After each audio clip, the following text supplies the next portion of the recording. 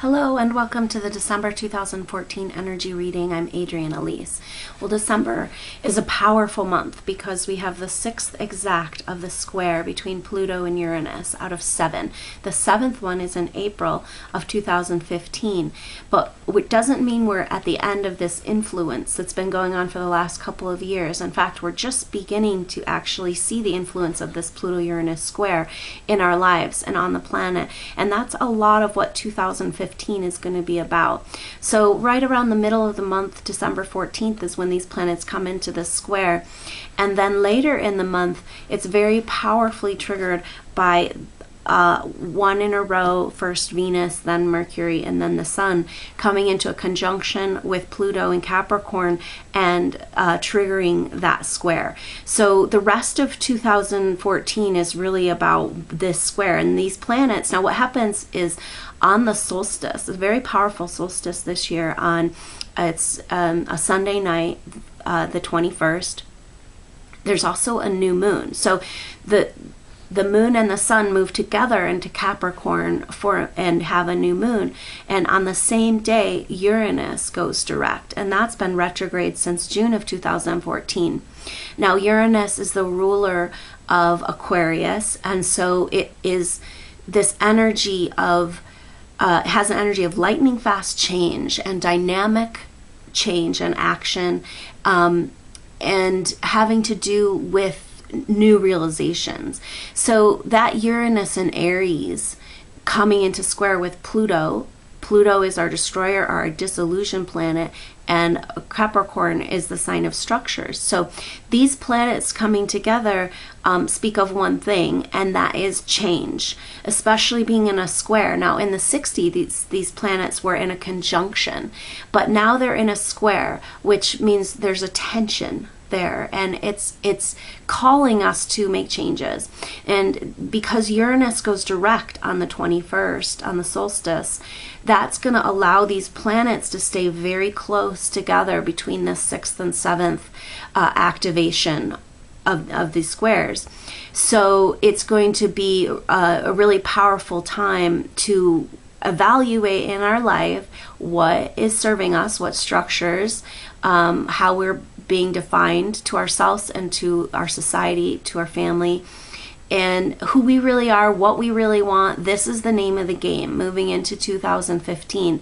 And these planets stay close and square deep into the spring. And so then they'll just slowly begin to separate, but we'll still be feeling that action and actually just really starting to see what this means. And 2015 is going to be a year where we realize a lot of things. In order to make changes, we need the information. And so a lot of the Pluto-Uranus square energy is showing us where our structures are not serving us. And we've been getting some pretty clear information about that. But what does it mean to move into the new? What does it mean to be a member of the Aquarian Age in this time on the planet?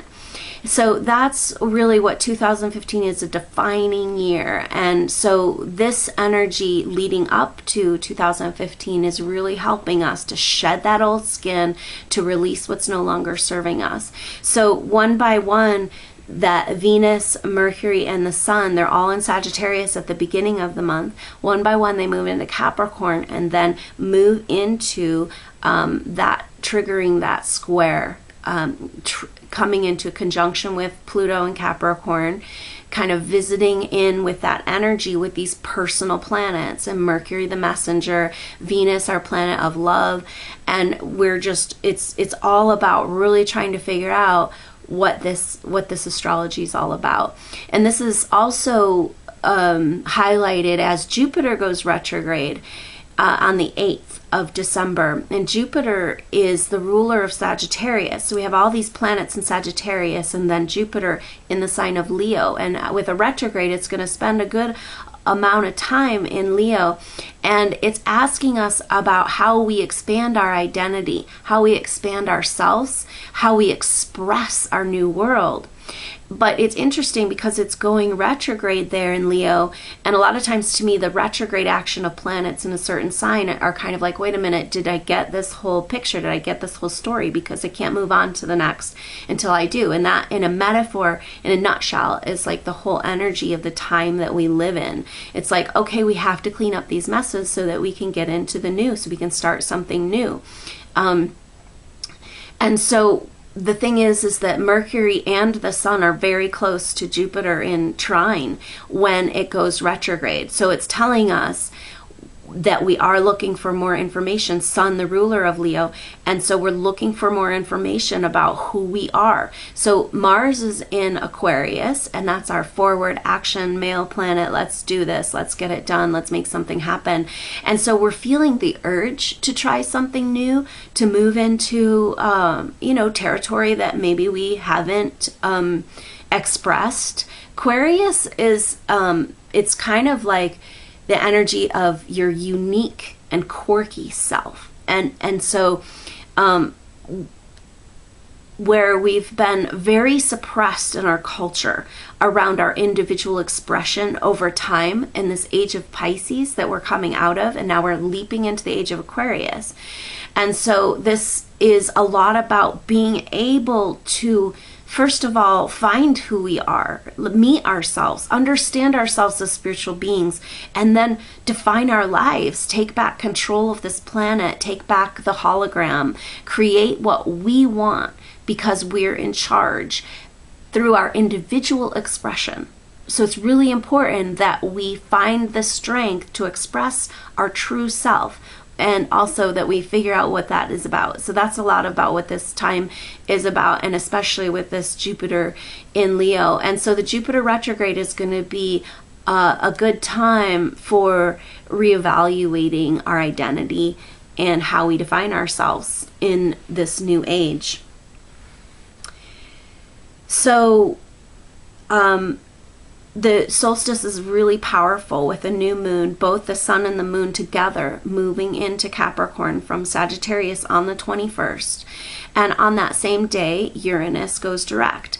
And so this is literally a leap off into the new. Everything is pointing towards us reconciling the old. Now, these ages, it's really powerful because you know that like somebody with a sun sign in Aries is very different energy from, like, say, the sun sign in Taurus, the very next sign. It's kind of, that's the name of the game, is that it's a big shift. It's the shift of ages. And so to go from the Piscean age and the way of seeing the world, which served us to a certain point, and to leap off into this new way of seeing things, and this is like the quirky individual, this is the revolutionary, this is using our intellect and our creativity together, a very powerful energy. It's an exciting time to be on the planet and be a part of this. And those of us who are aware and feeling like we really are here for a reason, that is a big part of it, is we're ushering in this new age. And so the requirement of being a soul seeker,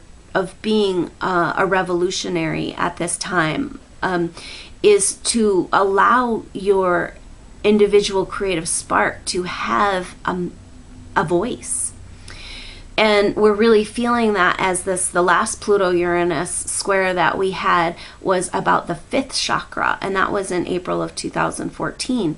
And this is the expression. And then this one that we're moving into is the 6th chakra, our intuitive knowing. And so we're really working on coming to know who we are, the truth of who we are, what we really want in life. And a lot of us, this Pluto-Uranus square is waking up to the illusions of what's not really serving us. What we thought would make us happy isn't actually making us happy. And so it's really important that we face these things and make these adjustments. And that's been a big part of this Saturn, this last couple of years with Saturn in Scorpio, really going to the depths, the work and duty of the human being. For the last 2 years, we've been called into this deep inner work of the psyche, whether we really wanted to be there or not.